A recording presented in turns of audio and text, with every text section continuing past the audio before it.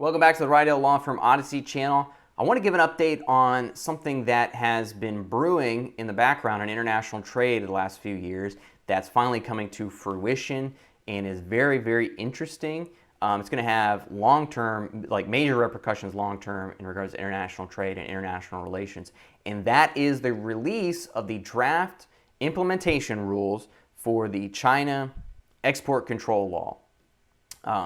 And it's through the Ministry of Commerce here. Here's a little snippet from Baker McKenzie, another huge law firm that has some folks and offices in China that do good stuff, great stuff. And they detailed a little bit about the law. I just want to pick out a few items here and there to make you aware of, because this will be extremely, extremely interesting as it develops.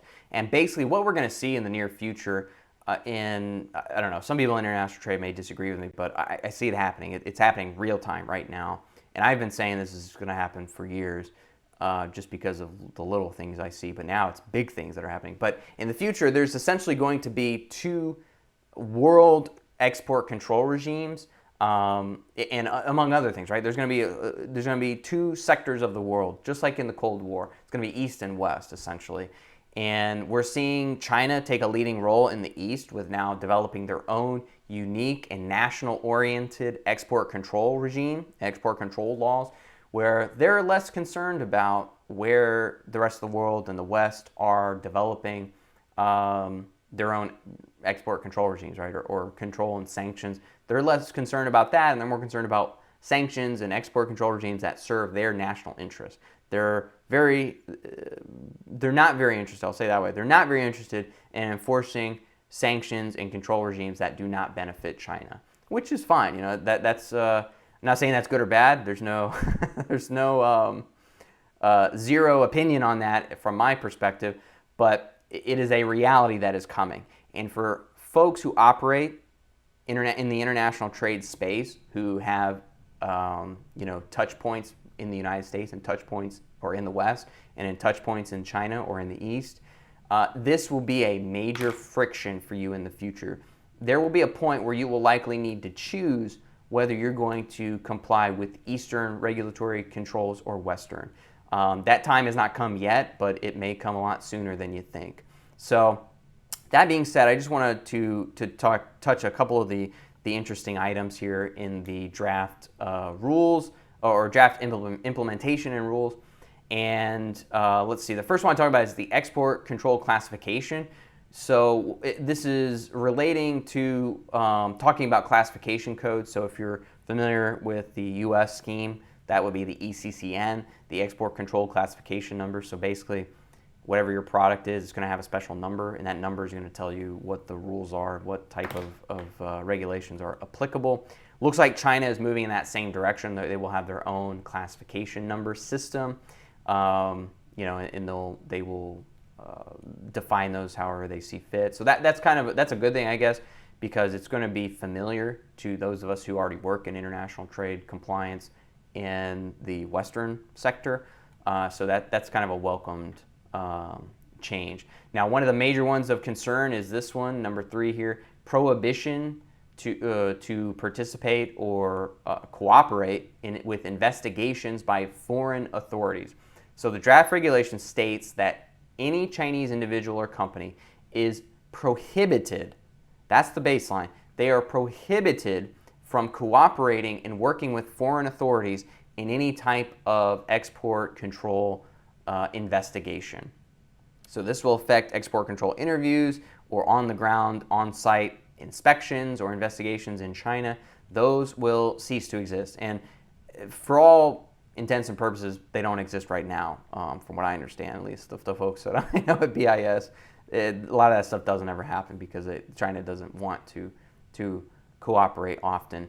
Now it's a prohibition. They will not be allowed to respond to a BIS inquiry or an investigation or show documentation of end users and things like that without approval from the Ministry of Commerce. Now, there's no details on what the guidelines will be for giving approval and how that's going to be sought. None of that is detailed yet, but just imagine the wrench that's going to throw into any type of international trade compliance measures that the U.S. has on China when China has a policy of no cooperation.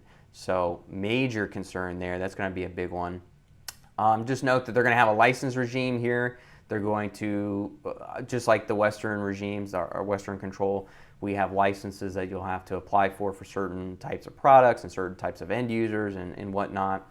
And they will have those license schemes for the same, for for the same purposes, but maybe different products, maybe different countries.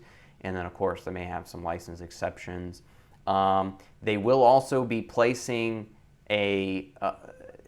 rules on foreign end users of exported items. This will be something that's new. To some extent, they have some, at least from what I understand. I don't deal with Chinese end user certificates or anything, but for my friends and folks in China that I chat with, from what I'm aware of at least, is that they have some form of export, like end control user stuff, but it's mostly when it is dealing with military stuff. It looks like this will encompass more than just military end use. It'd be things like dual use probably. So that will probably grow that expectation, and that may be something that we're going to have to become familiar with in doing end user certifications for China, when they're exporting something. That may be something we'll do a video on in the future when we start doing it. So whenever it's implemented.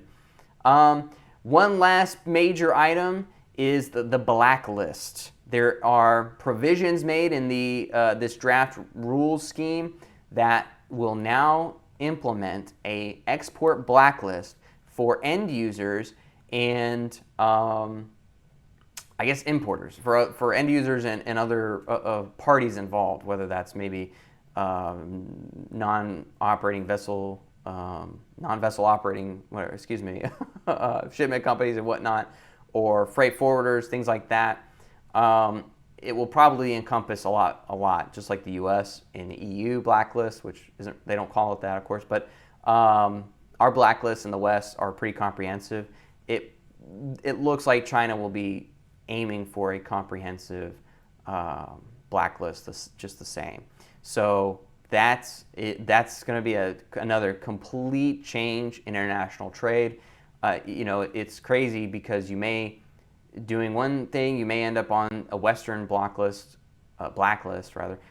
but by not doing that activity or whatever, some variant of that activity, you'll end up on the Eastern blacklist. So there will be choices that international trade professionals will need to make in the future, and it's going to be extremely interesting to see how that shakes out and what's going to happen. So I'm going to wrap it up. I'm going to copy this little article from Baker McKenzie, and then also I will link to the exact ministry release, the Ministry of Commerce release on the draft rules.